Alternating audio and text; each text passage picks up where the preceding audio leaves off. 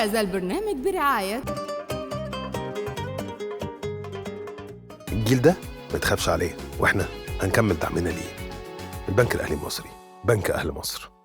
الخطوة اللي انت تخطيها كمل وياك ترجع فيها، ارسم حلمك يلا بنيها، ارسم طيارة وترضيها، هتلاقي المسافات بتقرب، بس تجدعن يلا وجرب، والأتوبيس هيعدي عليك هيساعدك والحلم يقرب. كل محافظة وكل مدينة لو مشروع لسه ببدرينا، ارمي حلمك بس علينا هيطلع للنور، الأتوبيس هيلف يدور ويقلب بطريقة نور، هيساعدك توصل لطريقك وتحس معاه بسرور.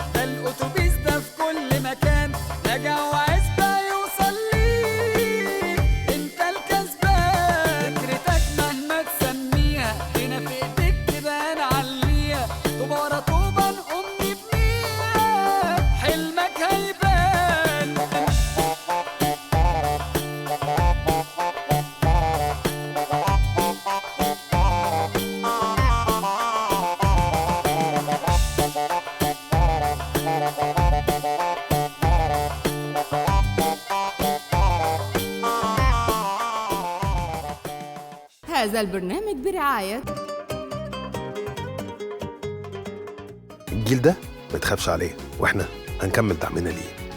البنك الأهلي المصري، بنك أهل مصر.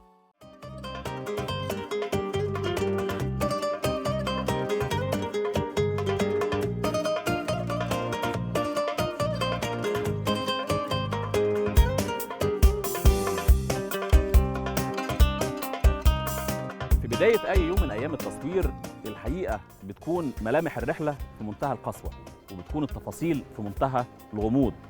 كمان لما بنبدأ ندور على شكل التجمعات الصناعية في مصر، الحقيقة بتكون الصورة من بعيد ضبابية جدا، خاصة لما خدنا قرار إن احنا نبدأ التصوير أو نكمل تصوير في محافظات الصعيد. لما رحنا محافظة المنيا وبدأنا ندور على خريطة التجمعات الصناعية اللي موجود فيها، تبدو الأمور في منتهى الغموض. عرفنا إن في منطقة صناعية رئيسية في المحافظة اسمها المطهرة، وزرنا هذه المنطقة وصورنا في مصانعها، ولكن كان عندنا شغف إن احنا نكتشف ما هو أصعب، التجمعات الصناعية اللي خارج المناطق الصناعية. اعتقدنا في بداية الأمر إن ممكن تكون المهمة صعبة، أو ممكن تكون الفكرة مش موجودة، أو الجرأة على دخول عالم الصناعة ممكن تبقى يعني فيها قدر من التردد لدى أهلنا في محافظات الصعيد. ولكن اكتشفنا مفاجأة، يمكن من المفاجآت المهمة جدا في برنامج الأتوبيس. أثناء مرورنا داخل مركز صملوط من الطريق الصحراوي الغربي إلى الطريق الزراعي على النيل، طريق القاهرة أسوان على النيل، اكتشفنا منطقة غرب شوشة أو عزبة الصليبة. شفنا هذه العزبة تحولت إلى مصنع مفتوح، منطقة ضمت أكثر من 45 مصنع، وكانت المفاجأة الأكبر إن جزء من هذه الصناعات تركزت فيها كل الصناعات التصنيع الزراعي، صناعات مرتبطة بالمنتجات الزراعية. واكتشفنا أيضاً إن هذه المنطقة تستوطنها مصانع الحلاوة الطحينية، وده يمكن يكون التجمع الثاني في محافظة المنيا اللي بيشتغل على الصناعات اللي طعمها حلو زي الحلاوة الطحينية. والمنطقة الثانية هي منطقة ملاوي اللي بينتشر فيها صناعة العسل الأسود. يمكن يكون هذا هو التجمع الأكبر على مستوى مصر اللي شفنا فيه عدد مصانع الحلاوة الطحينية. أيضا في هنا في غرب شوشة مصانع بسكويت، في مصانع مكرونة، في مصانع منتجات غذائية مختلفة وعمليات تصنيع زراعي مختلفة. فخورين بغرب شوشة، بنعتبره واحد من إنجازات برنامج الأتوبيس أن يتم وضع هذه المنطقة على خرائط التجمعات الصناعية الطبيعية في مصر من قلب المنيا.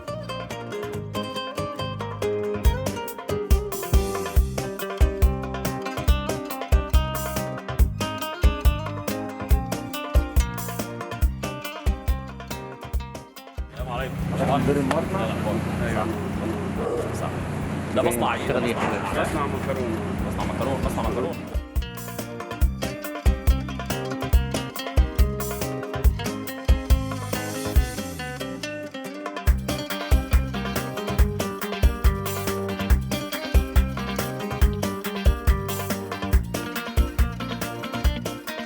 هذه المكرونه صنع في المنيا، تحديدا في منطقه غرب شوشه او منطقه الصليبه، واحده من اهم التجمعات الصناعيه الطبيعيه اللي اتفاجئنا بيها داخل برنامج الاتوبيس. الحقيقه فخورين جدا بيها وبباوي جرجس فهمي صاحب مصنع المكرونه اللي احنا موجودين فيه دلوقتي.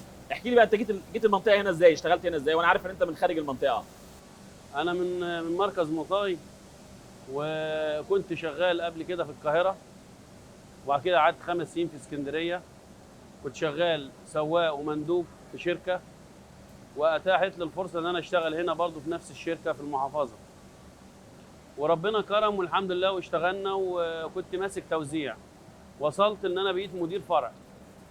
ولما ربنا كرمنا والامور يعني كانت كويسه والحمد لله، وكل ما كنت بشتغل كل ما ربنا كان بيدي، وكان ربنا يعني بيكرمنا احلى كرم. بدات ان انا اعمل مشروع في 2012. خدنا مصنع في المنيا الجديده انا وحد من قرايبي، واشتغلنا وبدانا، وربنا اكرمنا وطلعنا منتج ونزلناه السوق ونجحنا وزودنا شغل.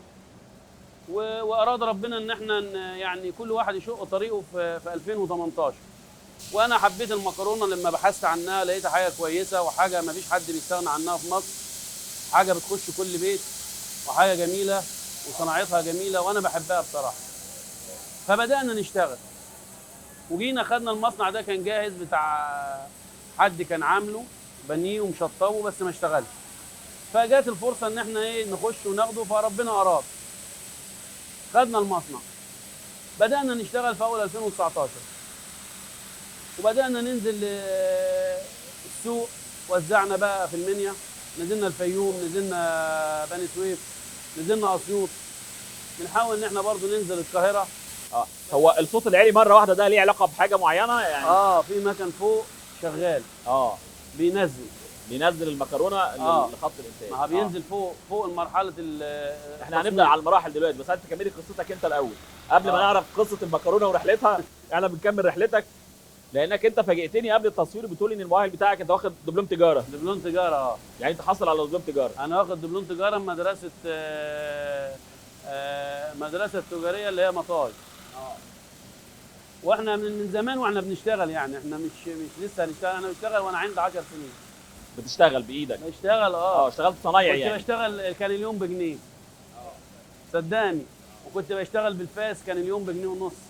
بالفاس اشتغلت يعني انا ما بنقولش عليها فاس، يعني انا بنقول عليها طوريا. اشتغلت بالطوريا؟ اشتغل بالطوريا. وربنا اكرمنا. واحنا في التعليم كنا يعني بنروح المدرسه، وكان عندنا ارض، وكان عندنا مواشي. وبعد كده لما خلصت الدبلوم اتاحت لي الفرصه ان انا اروح اشتغل في المصنع في القاهره، واشتغلت 4 سنين. كنت شغال عامل 4 سنين. وبعد ما يعني ربنا اراد اتعلمت السواقه وكده، اشتغلت سنه في القاهره سواق. بعد كده رحت اسكندريه، الشركه طلعتني اسكندريه، قعدت 5 سنين كنت شغال سواق مع وكيل تبع الشركه 3 سنين. بعد كده اشتغلت 2 سنين مندوب وسواق. عرفت بقى الشغل والتوزيع وحفظت الشغلانه كويس، واتاحت لي الفرصه ان انا برضه انزل اشتغل في المنيا هنا تبع الشركه. وما زال شغال في الشركه لحد النهارده. ماسك مدير فرع مدير فرع المنيا، مسؤول عن الشغل. بس طبعا فراشات غير المكرونه. لا، سناكس. لان طبعا حضرتك انت حاجه تعبت فيها وشقيت فيها وربنا كرمك وبدات ربنا يعني يكرمك فيها، فمش هينفع تسيبها. والناس يعني ناس كويسه وناس محترمه ومتمسكين بينا، فاحنا نسيبهم ليه؟ احنا عنينا ليهم.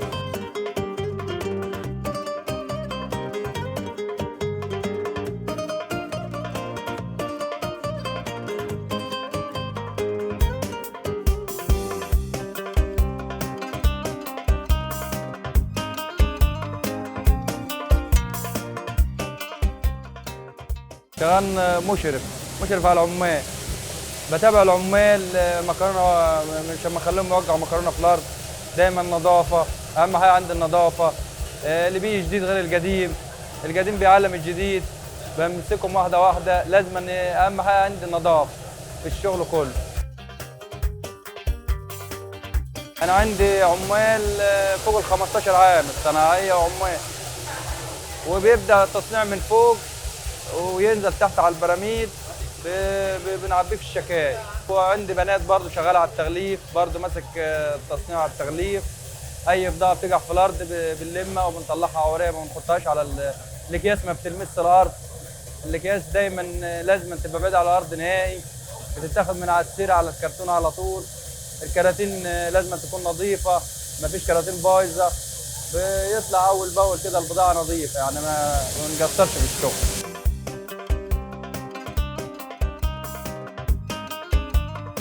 اصعب مرحله التصنيع فوق، لازم التصنيع يبقى تشفيف عالي عشان البضاعه ما تعطلش في الشكاير، عشان لو عطلت بتضرنا وبتضر المستهلك، الناس بتشكي منها، عشان ما بتضرش حد. لازم التشفيف يبقى عالي عشان نقدر نعرضه على الناس بره.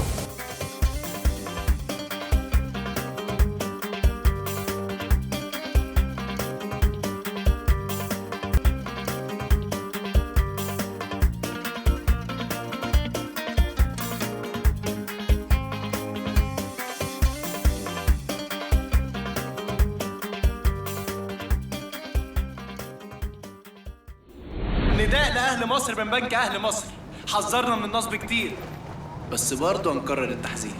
يلا.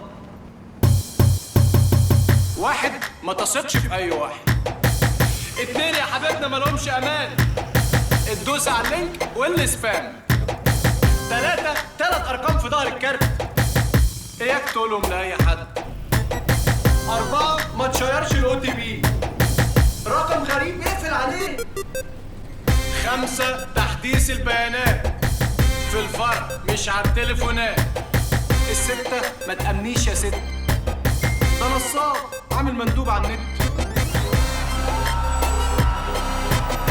7 قوس، حافظ على الفلوس يا بص. 8، تمن الغدر صعب، ودينا بنوعي كل الشعب. 9، اداك 90 قنارة، نصاب والله وعن جدارة. وال10 دول والله حارب، لا خلي الشعب كله عارف. احفظ نصايح بسيطة تحميك من سرقة كبيرة، بإيديك ما يتنصبش عليك. البنك الأهلي المصري، بنك أهل مصر.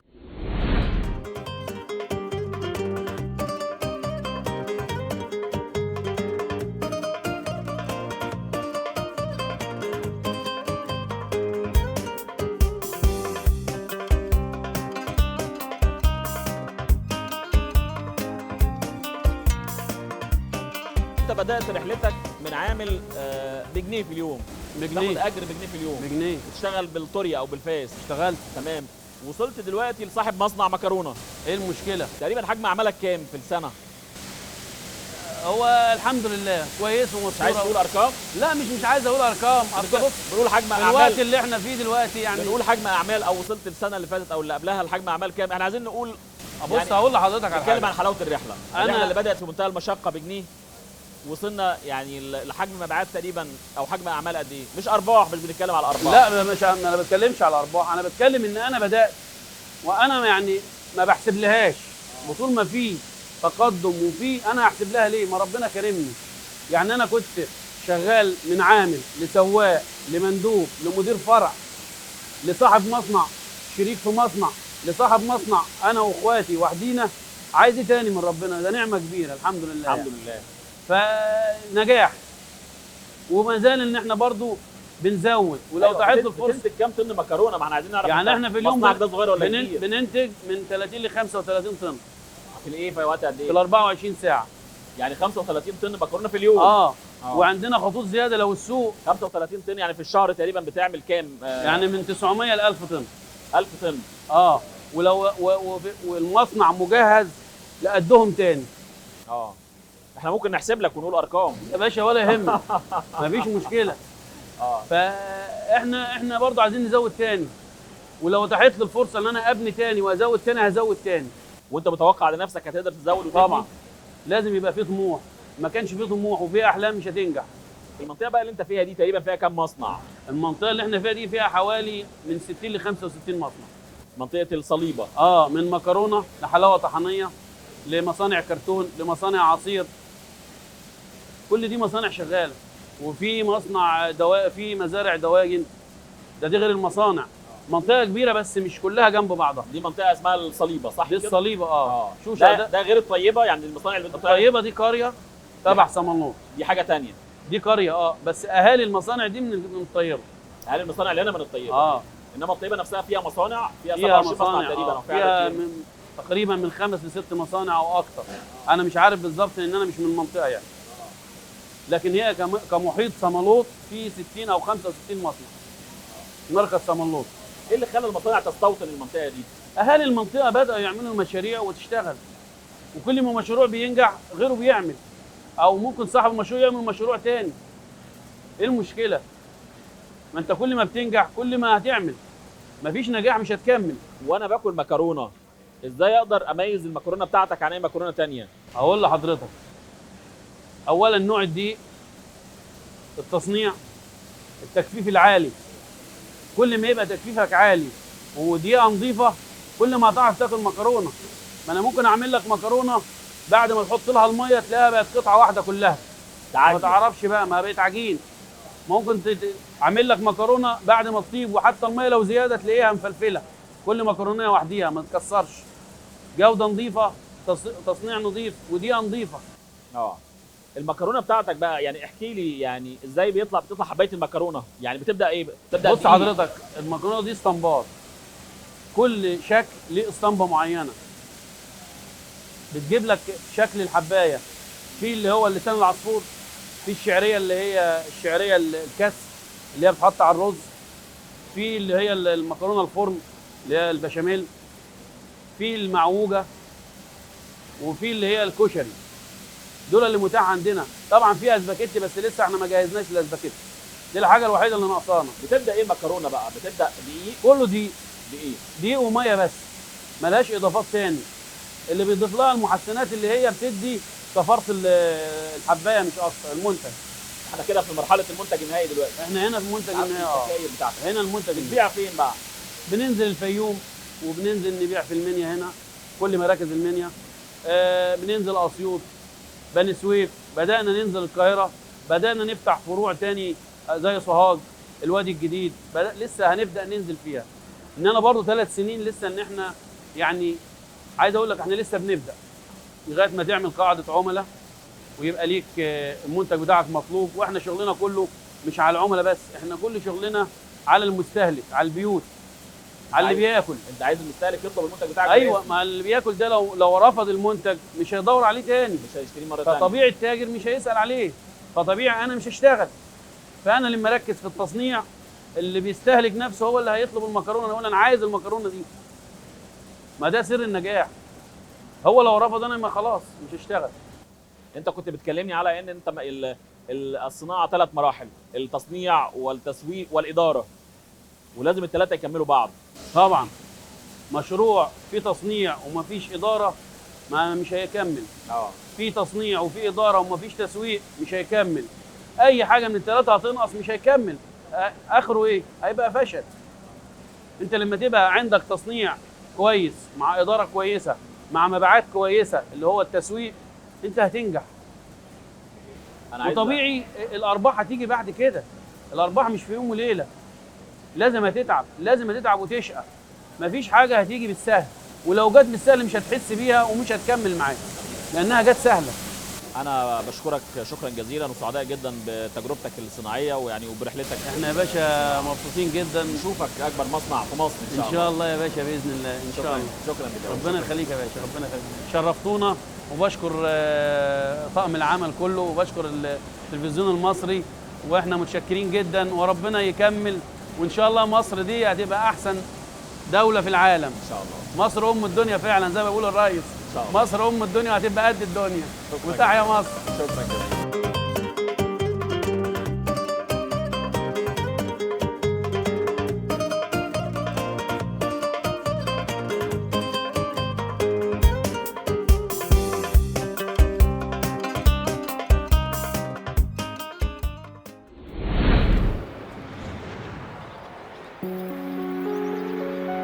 وادي اللي قلتوا عليه مش عاجبه العجب، مسك التراب ما بين ايديه وخلاه دهب.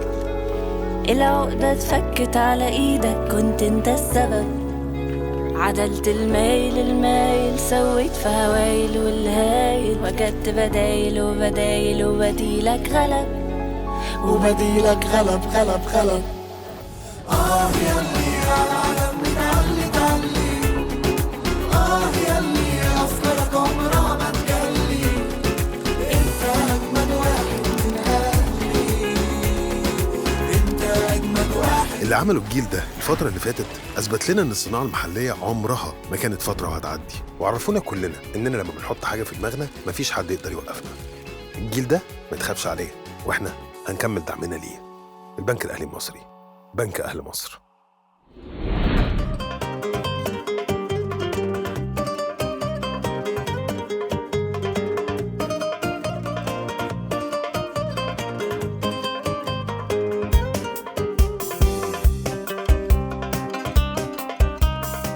بيجينا الدقيق ترفعه الساقه فوق البريمه، تمام، احنا بنظبط ضانه ودقيق. خدت فتره لحد ما اتعلمتها، كان متابعني هو بصراحه يعني وتمام لحد الحمد لله ما بقيت تمام. انا دي من 2004 صنايعي، رحت مصانع متعدده كتيره يعني، بس الحمد لله مستقر هنا يعني والامور تمام. اول حاجه المكرونه بتفضى دي في الدرابه، ترفعها عندنا هنا صومعه، تخش على الصومعه، وبعد كده الساقه بتسحبها على المكن، والبريمه بتدينا تاني على المكن تاني برضه، واحنا بتنزل لنا من الفرفره بنظبط ميه ودقيق. تمام، معاك الاسطمبات طبعا النوع اللي انت عايزه، عايز تشغل خرز، عايز تشغل حسب الاسطمبه اللي انت عايزها، تغير الاسطمبه وبتشغل. تنزل المكرونه من المكنه بتخش على ازاز، تخش على ازاز يدخلها على البرميل. طبعا عندنا احنا المواتير بتاع السخونه على حسب البضاعه ما قبل معانا سخونه بنديها. تمام، وبتنزل تحت هنا بتتغلف صفقات وبتوزن ورصوص. عندنا الحمد لله كل الفرم يعني، عندنا خرز وعندنا فوق وعندنا قلم وعندنا غليظه، عندنا شعريه كسر، عندنا لسان، عندنا دوده، عندنا مرمريه.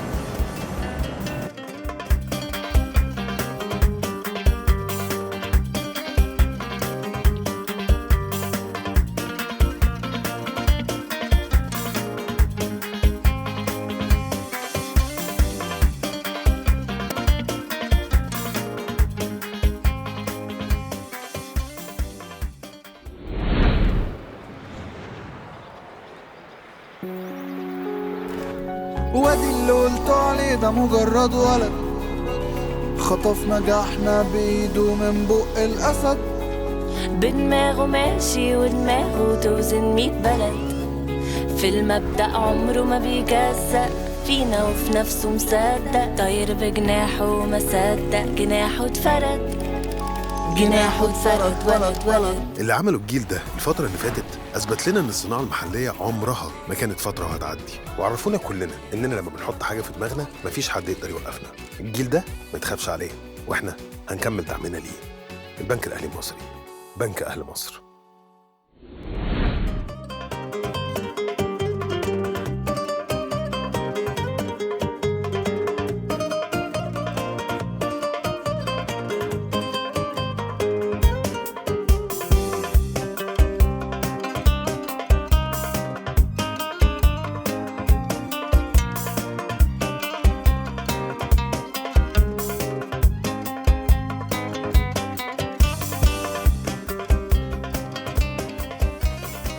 الصناعة الأصعب في عالم التصنيع هي صناعة الصنايعي، إنك تصنع صانع تقدر تعتمد عليه علشان يقدر يطلع منتج قابل للتداول. بتزيد صعوبة هذه المهمة لو كنا بنتكلم على منتجات خاصة بالصناعات الغذائية أو بعمليات التصنيع الزراعي، لأن ما يخرج من تحت إيد الصانع بنتناوله بناكله في بيوتنا وبيتم توزيعه، يمكن في مصر كمان بيتم تصديره. والحقيقة من خلال جولات برنامج الأتوبيس الممتدة على أكثر من 6 سنوات اكتشفنا أننا نملك الثروة الأكبر اللي بنمتلكها في مصر، هي ثروة الصناع والصناع الحقيقيين. على امتداد أكثر من 15 محافظة زارها برنامج الأتوبيس، اكتشفنا أن الصناع المصريين يتميزون بالكفاءة العالية جدا، وجودة المنتجات اللي بتخرج عنهم. يمكن كتير جدا اشتكينا من تشويه سمعة الصناعة المصرية، ودايما بنسمي المصانع اللي موجودة خارج المناطق الصناعية أو في بعض الأحيان بنديها ألقاب الحقيقة وتصنيفات وتقسيمات ليست يعني مناسبة لدور هذه المصانع، رغم ان عدد كبير جدا منها قد يكون حاصل على التراخيص الصناعيه وكل التراخيص المطلوبه.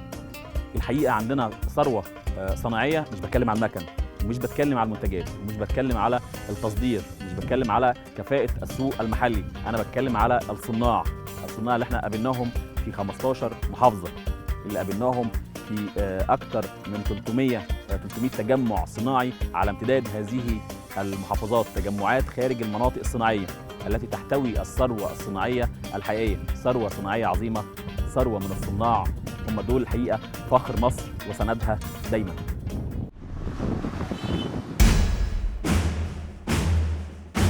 حكايات بنكتب بدايتها، ماشيين وراها في سكتها، عايشين بروحها وقوتها، ومكملين سوا من سنين، بنروح أي محافظة ونعيش لحظة بلحظة، أجيال واعية وحافظة، وبقلب دول شغالين. هذا البرنامج برعاية الجيل ده ما تخافش عليه، واحنا هنكمل دعمنا ليه. البنك الأهلي المصري، بنك أهل مصر.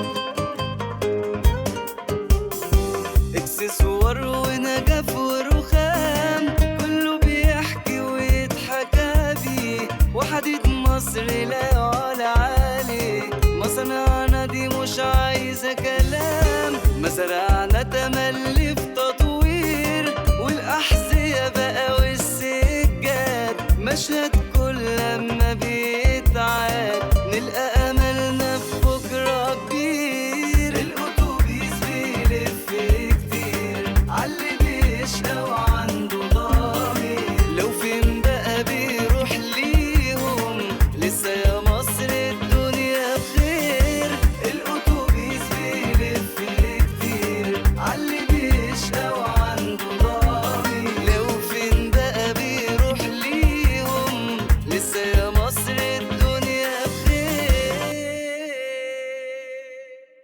هذا البرنامج برعاية الجيل ده ما تخافش عليه، واحنا هنكمل دعمنا ليه. البنك الأهلي المصري، بنك أهل مصر.